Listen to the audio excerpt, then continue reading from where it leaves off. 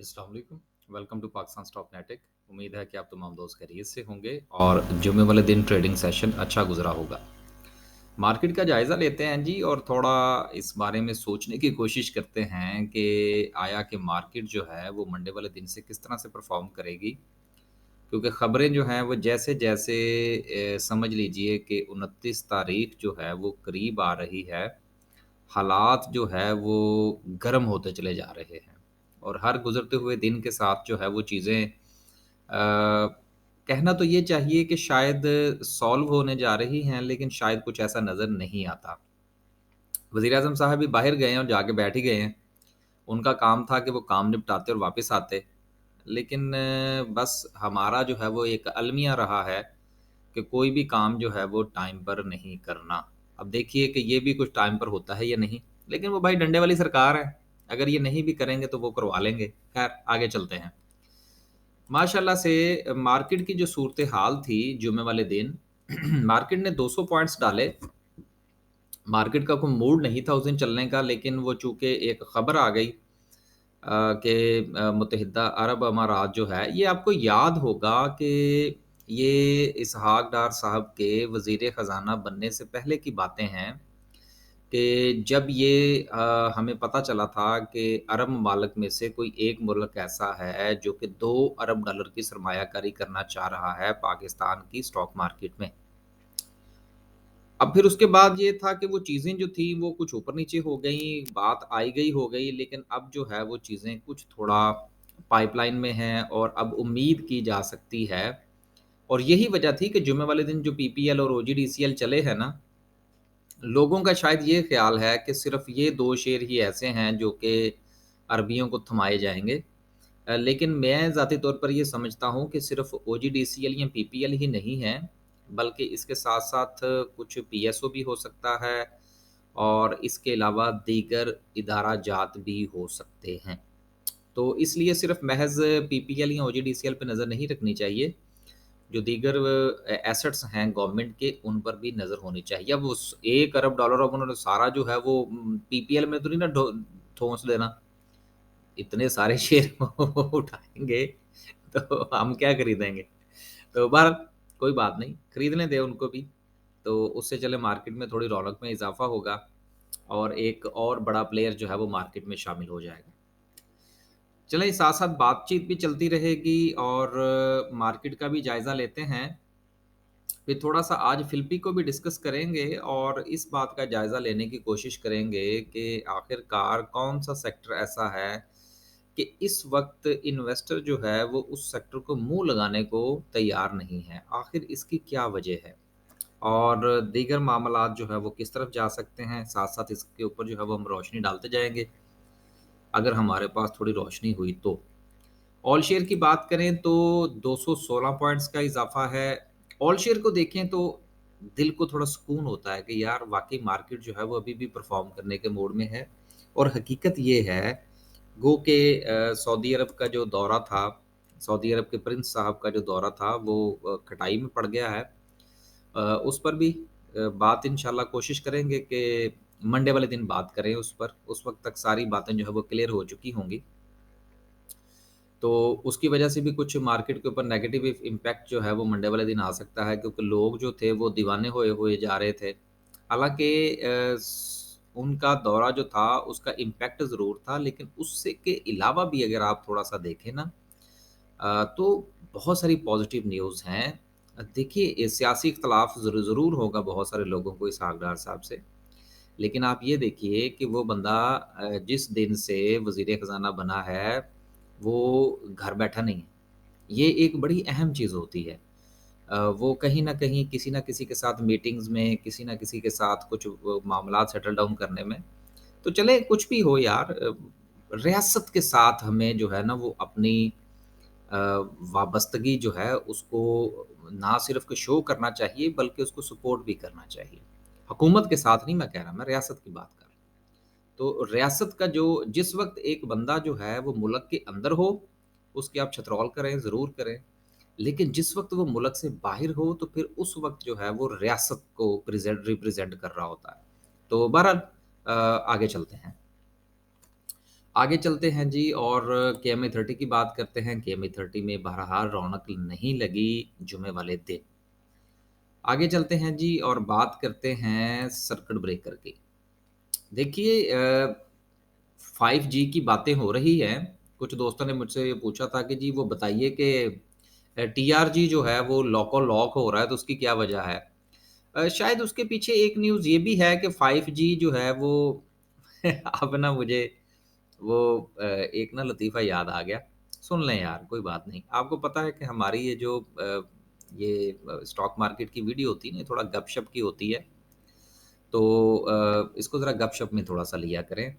Serious बहुत ज़्यादा sensitive होती है ये गुफ्तगू, लेकिन बहुत ड्राई भी होती है।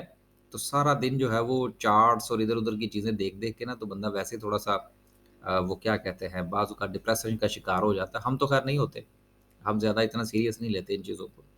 सिर्फ़ उसको एक कारोबार की हद तक रखते हैं।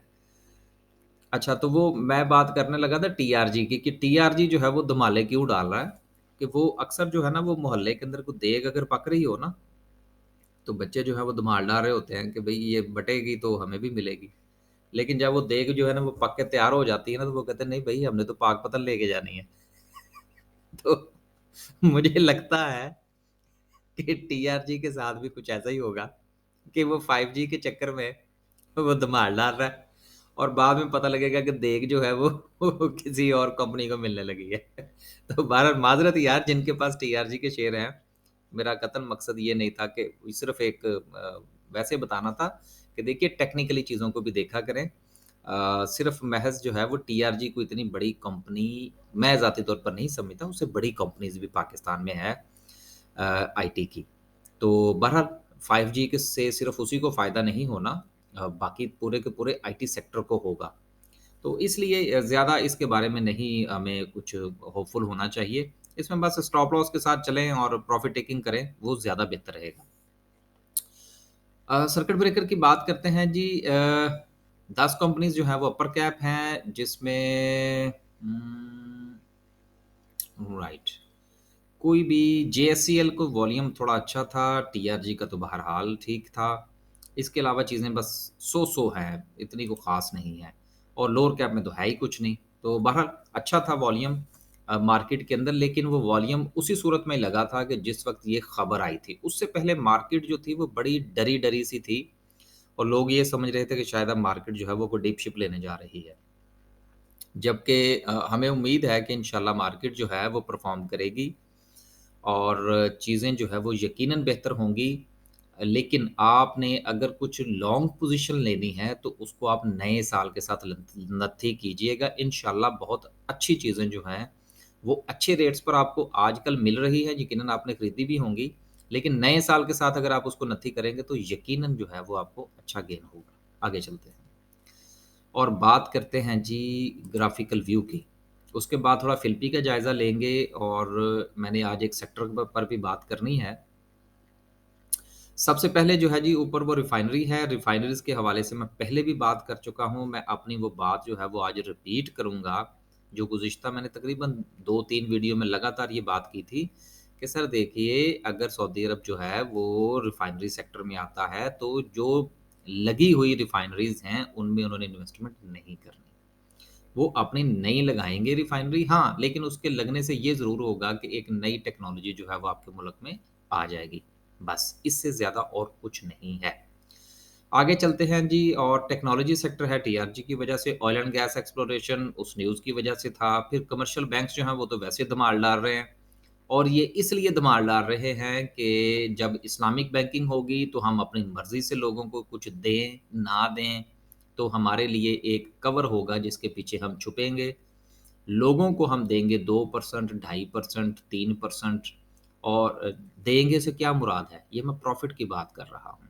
लेकिन जब कोई बंदा उनसे जाके कहेगा कि सर हमें कोई कर्ज़ा चाहिए इस्लामिकली, तो उसको वो अच्छा खासा ठोकेंगे जिस तरह से कि वो अभी भी ठोक रहे हैं।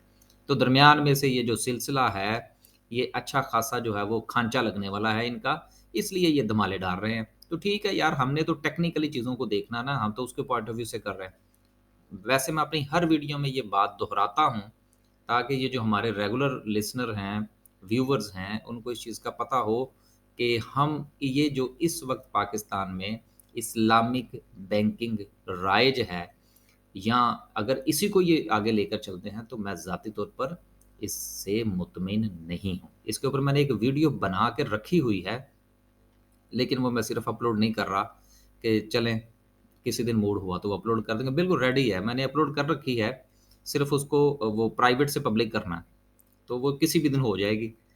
आगे चलते हैं जी, प्रॉपर्टी है, टीपीएल प्रॉपर्टी की वजह से, केमिकल सेक्टर है, ऑटोमोबाइल्स हैं। देखिए, ऑटोमोबाइल्स के हवाले से मैं एक बात कर दूँ, ऑटोमोबाइल्स का जो मुस्तकबिल है, वो मुस्तकबिल करीब में तो मुझे रोशन होता हुआ नज़र नहीं आ रहा। क्योंकि डॉलर्स हमारे पास इतने हैं नहीं, और डॉलर्स की कमी की वजह से जो है वो इम्पोर्ट्स का सिलसिला इसी तरह से उतार-चढ़ाव का शिकार रहेगा। तो चूँकि हमें तौफ़ीक नहीं हुई इस मुल्क के अंदर कोई मैन्युफैक्चरिंग जो है वो लगाने की, ये मैन्युफैक्चरिंग नहीं है, ये असेंबलिंग है। असेंबलिंग आप समझते हैं ना, कि पार्ट्स बाहर से एक जो है वो लाए जाते हैं और यहाँ पर आके सिर्फ़ उसको असेंबल किया जाता है, नट पेज काबले लगाए जाते हैं इसको, बाकी इसमें कोई किरदार नहीं होता। अगर इसमें बाकायदा मैन्युफैक्चरिंग होती, तो पूरी की पूरी एक वेंडर इंडस्ट्री जो है वो पाकिस्तान में खड़ी होती। लेकिन ठीक है, जो सिलसिला चलता रहा, दीवान फ़ारूक मोटर जैसे लोग जब बैठे हुए हैं, तो वो इसी तरह से काम करते हैं, असेंबलिंग करवाएँ, बाहर से ले आएँ बनी-बनाई चीज़ें, यहाँ आके जोड़ लें उनको, और दैट्स इट, और कुछ भी नहीं है।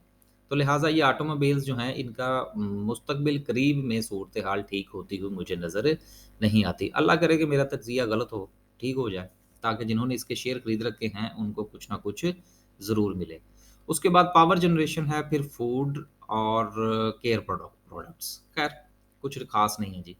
आगे चलते हैं, टॉप 10 सिंबल्स की बात करते हैं, तो वॉल्यूम जो था वो मार्केट में अ, आखिरी अगर घंटा, डेढ़ घंटा, 2 घंटे अगर वॉल्यूम ना लगता, तो फिर सूरत-ए-हाल बहुत ही मखदूश होती। लेकिन चलें, फिर भी वो क्या कहते हैं, कोई काबिल इज़्ज़त वॉल्यूम जो था वो मार्केट में देखने को मिला। सिनर्जी ₹5 का शेयर है, उसमें सिर्फ़ 20 मिलियन का वॉल्यूम है, लेकिन चलें, अच्छा वॉल्यूम है, ना होने से बहुत बेहतर है। पीपीएल और ओजेडीसीएल ने बाद में इनको कोप किया। डीएफएमएल में भी 10 मिलियन का वॉल्यूम था, बैंक अल्फला में भी यही सूरत-ए-हाल रही। तो चीज़ें जो है वो कुछ थोड़ा-सा ऊपर-नीचे चल रही हैं। ये जो वॉल्यूम है और जो ट्रेंड है, इसका सही पता हमें चलेगा जिस वक़्त हम कैंडल को डिस्कस करेंगे। तो चलिए डायरेक्ट कैंडल पे चलते हैं। या उससे पहले अगर फ़िल्पी मिल जाए तो उसको हम अगर डिस्कस कर लें तो वो ज़्यादा बेहतर है। जी। अच्छा, फ़िल्पी के हवाले से जो मैं बात करना चाह रहा था, वो ये था कि बाकी चीज़ें तो हम रोज़ डिस्कस करते हैं कि किसने कितना खरीदा और कितना बेचा, इंश्योरेंस कंपनीज़ ने ज़्यादा बेचा, म्यूचुअल फंड्स ने बेचा, ब्रोकर्स ने बेचा, सभी ने बेचा। अब देखना ये है कि कौन-सा ऐसा सेक्टर है, देखिए, मैं अक्सर एक बात अपनी वीडियो में कहा करता हूँ कि यार शेयर्स के पीछे ना भागा करें। अब मैं एक बात आपको बताऊँ, मेरी वो वीडियो जिसके ऊपर थंबनेल के ऊपर हम ऐसी चीज़ें लगी लगी होती हैं ना, कि जिसमें ऐसा लगता है कि जैसे शेयर्स की बात हो रही है, उसके ऊपर टका के व्यूज़ पड़ते हैं। मसलन 6,000 के सारे हमारे सब्सक्राइबर हैं, तो उसमें भी 3-3 साढ़े 3-3 हज़ार के व्यूज़ आए होते हैं। लेकिन जो हमारी वाक़ियतन एक अच्छी वीडियो होती है ना, टेक्निकली, या जिसमें कुछ बात समझने वाली होती है, उसके व्यूज़ ही कोई नहीं होते। तो ये सिलसिला जो है ना, ये कोई, मुझे नहीं लगता कि कुछ सीखने-सिखाने की तरफ को मूड है ज़्यादातर ना। तो शायद हमें भी अपनी पॉलिसी बदलनी पड़े, और हम भी जो है वो फिर वो क्या कहते हैं, बह जाएँ बहरे बेकराम हैं, और हम भी को खबरें-शबरें पढ़नी शुरू करें और 52 वीक का लो बताएँ लोगों को कि ये शेयर खरीद लें, तो शायद कुछ चीज़ें जो हैं वो बेहतर हो जाएँ। लेकिन मैं ये ज़ाती तौर पर समझता हूँ कि आपको ज़्यादा से ज़्यादा टेक्निकल बातें सुननी चाहिए। आने वाले वक़्त में आपके काम आएँगी। ये सिर्फ़ और सिर्फ़ बातें स्टॉक मार्केट तक महदूद नहीं रहती। जब आप कमोडिटीज़ को डिस्कस करें, या आप क्रिप्टो में काम करें, या आप फॉरेक्स में काम करें, ये चीज़ें आपके ज़िंदगी में काम आएँगी। मछली पकड़ने का तरीका भी सीख लें थोड़ा-थोड़ा सा करके। आगे चलते हैं। मैं अपने क्लाइंट्स को भी यही कहता हूँ यार, कि आप 5-5 हज़ार रुपया फ़ीस हमें देते हैं, तो वीकेंड पे आप लाज़िमन जो है वो क्या कहते हैं, हमारे साथ अपॉइंटमेंट बुक किया करें। और मैं एक और बात बताऊँ, जितने भी हमारे इनहैंस सर्विस वाले हैं ना, जो 5,000 रुपए फ़ीस देते हैं हमें महीने की, उनको मैं तकरीबन हर दोस्त से यही गुज़ारिश करता हूँ कि यार ड्यूरिंग द वीक जो है वो आप कोई भी सवाल जो आपकी समझ में ना आ रहा हो आप लिखा करें और वीकेंड में हमसे डिस्कस किया करें।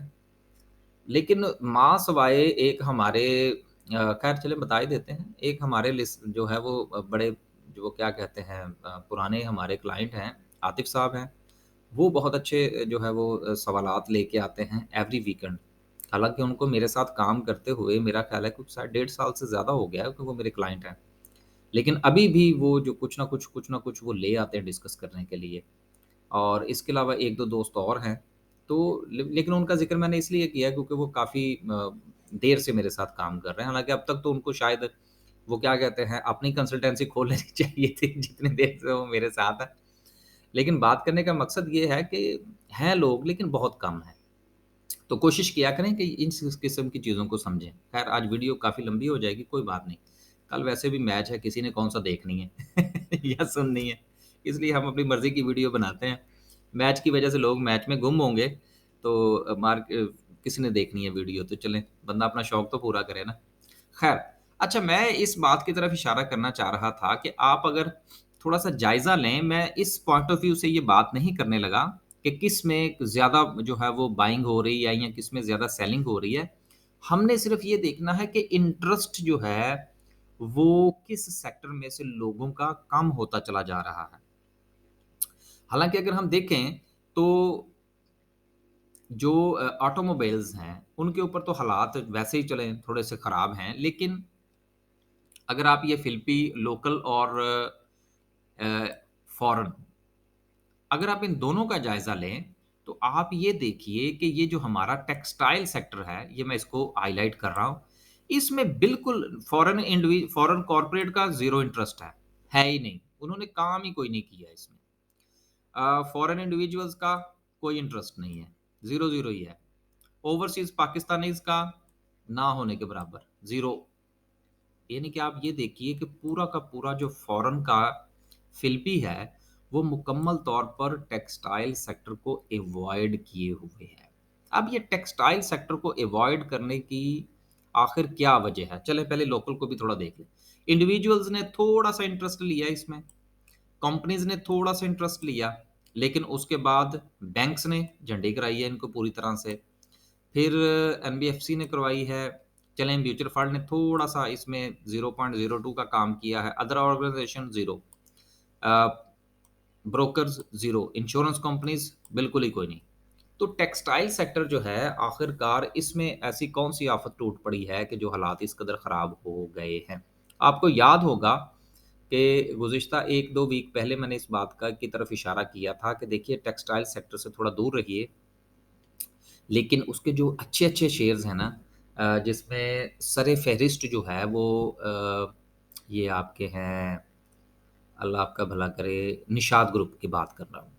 निषाद ग्रुप के शेयर जो हैं, अगर वो आपको कौड़ियों के भाव मिलें, जो कि तकरीबन कौड़ियों के भाव आ चुके हैं, तो उनके ऊपर नज़र रखनी चाहिए, क्योंकि सदा हालात ऐसे नहीं रहेंगे।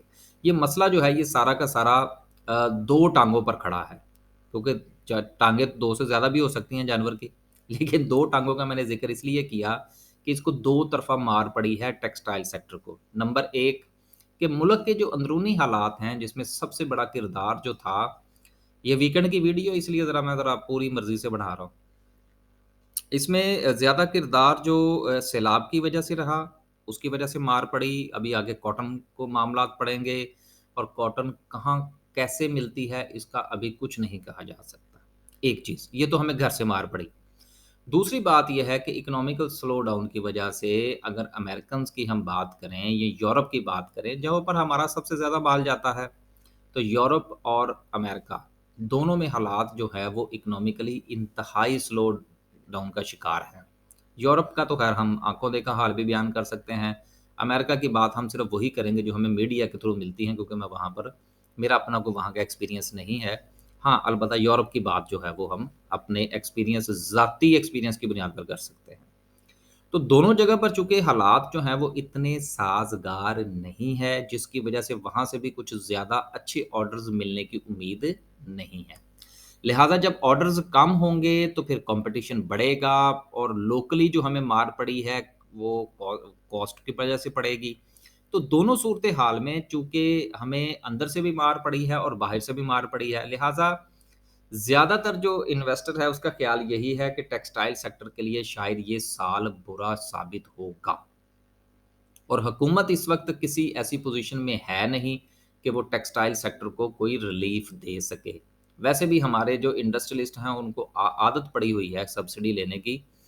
तो बहरहाल ये एक अलग से मौज़ू निकल जाएगा कि ये जब से इंडस्ट्री लगी है, ये किस तरह से चल रही है और ये एप्टेमा जो है, ये किस तरह से हुकूमतों को ब्लैकमेल करता रहा है। ये भी हमारे दिल में वो क्या कहते हैं, सीने में कुछ राज़ पोशीदा हैं। जिस दिन मोड़ हुआ दीवान फ़ारूक मोटर की तरह ये भी हम बयान कर देंगे। ख़ैर, तो बात करने का मकसद ये है कि इस सेक्टर को जो मार पड़ रही है, वो इसी वजह से पड़ रही है। अब आपने ये देखना है कि अगर शेयर कौड़ियों के भाव मिलते हैं, तो उनमें थोड़ी-थोड़ी करके पोज़ीशन बनाते जाएँ। कोई भी देख लें, मैंने निशात मिल्स का इसलिए नाम लिया कि ये एक अच्छा ग्रुप है, रोते-धोते बुरे हालात में भी ये कुछ ना कुछ सर्वाइव कर जाते हैं। आगे चलते हैं, क्योंकि चीज़ें खत्म तो नहीं ना हो जानी। अगर फ़र्ज़ कीजिए कि गोरा जो है, वो साल में अगर मिसाल के तौर पर वो 10 जोड़े खरीदता है, तो इसका मतलब ये तो नहीं है ना कि उसने खरीदने ही नहीं है, वो 10 के बजाय 6 खरीद लेगा, ठीक है ना? लेकिन चलेगा तो सही ना, लेकिन क्वांटिटी कम हो जाएगी इकोनॉमी की वजह से। तो वो जब 6 पे जाएगा तो फिर जो बड़े ग्रुप्स हैं वो किसी न किसी तरीके से उन्होंने चलना तो है, सर्वाइवल तो लेना है अपना, तो कुछ न कुछ निकलेगा वहाँ से। आगे चलते हैं और बात करते हैं आज की कैंडल की। कैंडल की सूरत-ए-हाल ये है जी कि ये जो कैंडल बनी है इसको हम इवैल्यूएट करेंगे 2 तरह से। पहला जो है इसका कि अगर हम इसको अपनी दिल की आँख से देखें तो कैंडल जो है वो बहुत अच्छी है। और नीचे जो है वो अच्छा खासा आपको बाइंग प्रेशर नज़र आ रहा है और उम्मीद की जा सकती है कि हालात जो हैं वो बेहतर होंगे। लेकिन ये तो थी दिल की आँख। लेकिन अगर हम टेक्निकली अगर हम इस कैंडल को एलिवेट करें, तो ये कैंडल जो है ये थोड़ी डेंजरस है। और इस कैंडल के बाद अमूमन जो है वो ख़्याल ये किया जाता है कि अगर इस तरह की कैंडल जो है वो टॉप पर बने। अब ये टॉप कैसे डिसाइड होगा? अब कल का तो किसी को नहीं पता कि ये कल के बाद जो कैंडल्स हैं वो इस तरह से बननी शुरू हो जाए और मार्केट जो है वो डायरेक्ट मज़ीद ऊपर चली जाए। लेकिन इस वक़्त चूँकि अगर हम इस चीज़ को अपना बॉटम तस्वर करें, तो फिर इसके कंपैरिज़न जब ये लेवल क्रॉस होगा तो फिर ये टॉप कंसीडर होगा। तो उस पॉइंट ऑफ व्यू से ये कैंडल बनी है टॉप पर। तो टेक्निकल्स की ज़ुबान में ये कहा जाता है कि अगर इस तरह की कैंडल जो है वो टॉप पर बने तो ये एक डेंजरस साइन होता है और वहाँ से रिवर्सल के चांसेस हो सकते हैं।